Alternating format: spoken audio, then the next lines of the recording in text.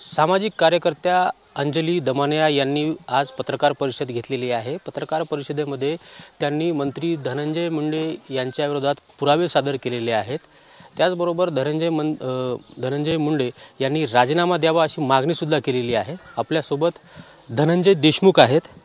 भैया, आज अंजली दमानिया यांनी पत्रकार परिषद घेतली आहे आणि कृषी साहित्यासंदर्भात घोटाळा झाला असा त्यांनी थेट आरोप केला आहे। त्या संदर्भात पुरावे सुद्धा सादर केलेले आहेत आणि मंत्री धनंजय मुंडे यांचा राजीनामा त्यांनी मागितलेला आहे। सगळे पुरावे घोटाळ्याचे दिले म्हणल्यावर इन्क्वायरीसाठी लगेच ॲक्शन झाली पाहिजे या मताचा मी आहे। कारण मी पण एक शेतकरी आहे। माझ्या भावाचा न्याय मागताना अंजलीताईनं कधी विचार केला नाही हे आपले कोण आहेत, यांच्यासाठी का न्याय मागायचा। फक्त त्यांनी जी ही भूमिका मांडली न्यायाची, संतोष अण्णा देशमुख यांची हत्या ज्या पद्धतीने हत्यारांनी केली त्या भूमिकेमध्ये त्या आल्या आणि न्याय मागतायत। मग त्यांनी जी भूमिका मांडलेली आहे त्यांना माझ्यापेक्षा खूप जास्त प्रमाणात अनुभव आहेत की कुणाचा दबाव कोणावर येऊ शकतो, त्या तपास यंत्रणेवर काय होऊ शकतं। या माध्यमातून त्यांनी जे आज पुरावे दिलेले आहेत त्या पुराव्याची सखोल चौकशी झाली पाहिजे आणि निर्णय तर सर्वस्वी मुख्यमंत्री साहेब घेणार आहेत। आमचा त्यांच्यावर विश्वास आहे की त्यांनी जे दिलेले यंत्रणा आहेत त्याच्यामध्ये दगाफटका गफलत होणार नाही, म्हणून आम्ही त्यांच्यावर विश्वास व्यक्त करतोय आणि त्यांनी आम्हाला दिलेला शब्द आहे। म्हणजे आपला सुद्धा संशय आहे का की तपास यंत्रणेवर दबाव निर्माण होऊ शकतात, आपण असं बोललात? नाही, होऊ नये। त्याच्यामध्ये आमची प्रामाणिक भावना ही आहे की बाबा ह्याच्यामध्ये कुठं कोणी सुटलं नाही पाहिजे, यांना फाशीची शिक्षा झाली पाहिजे आणि हे सगळं जाळंमुळं उखडून टाकलं पाहिजे। आमची देखील तीच भावना आहे की ह्याच्यातमध्ये कोणी इंटरफेअर नाही केला पाहिजे।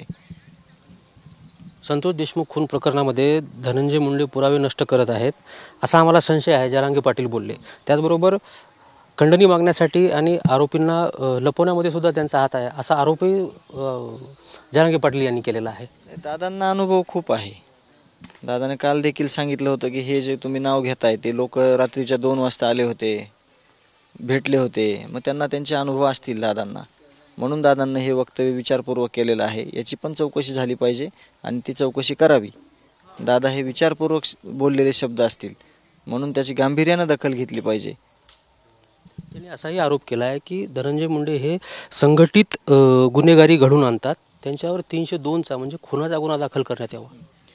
मग आता हे जी चौकशी चालू आहे त्याच्यामुळंच आहे ना, कुठं हस्तक्षेप झालेला आहे, न्यायालयीन समिती जी स्थापन केली त्याच्यातून काही गोष्टी उघडकीस येणार आहेत किंवा यांचे रिमांड होत असताना, यांचा मेडिकल होत असताना तिथं देखील काही डॉक्टरांना जे फोन आलेले आहेत, ज्या वेळेस यांना मेडिकलला घेऊन गेलेले असताना तिथले त्या लोकेशनचे सर्व फोन कॉल्स हे चेक झाल्यावर हे समोर येणार आहे, त्या अनुषंगानं दादा बोलले असतील।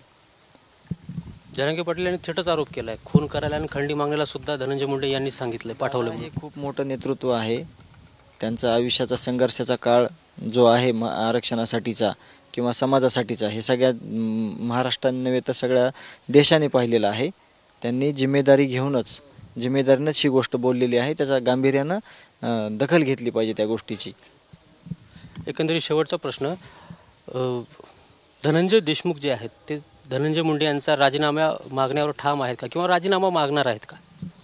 ह्याच्यामध्ये जे कोणी ह्या खुनाच्या प्रकरणामध्ये ह्याच्यात किंवा तपासात किंवा आरोपी लपवायला जे कोणी मदत केलेली आहे किंवा ज्यांनी कोणी आसरा दिलेला आहे, असं कोणी असू द्या ना, कोणी असू द्या। जसं मुख्यमंत्री साहेब म्हणतात ना हे कोणी असू द्या आरोप करणारे, तसं मी म्हणतो ना ह्याच्यात कोणी असू द्या।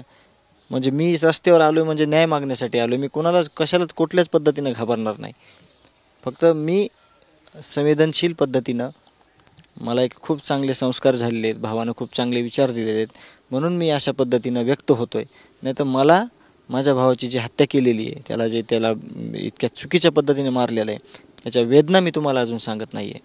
म्हणून कुणी असू द्या, कोणालाच आम्ही सोडणार नाहीत।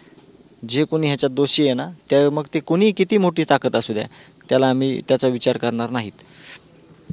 नक्कीच माझ्या भावाच्या हत्येमागं कुणीही असो, कितीही मोठे व्यक्ती असले तरी आम्ही त्याला सोडणार नाही अशी भूमिका धनंजय देशमुख यांनी घेतलेली आहे। कॅमेरामॅन आप्पासाहेब मोहरकरसह मी यशपाल भोसले, TV9 मराठी, मस्साजोग, बीड।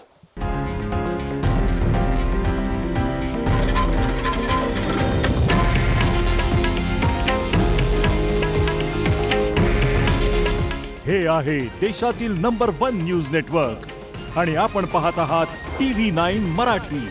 काळजी तुमची, हित महाराष्ट्राचं.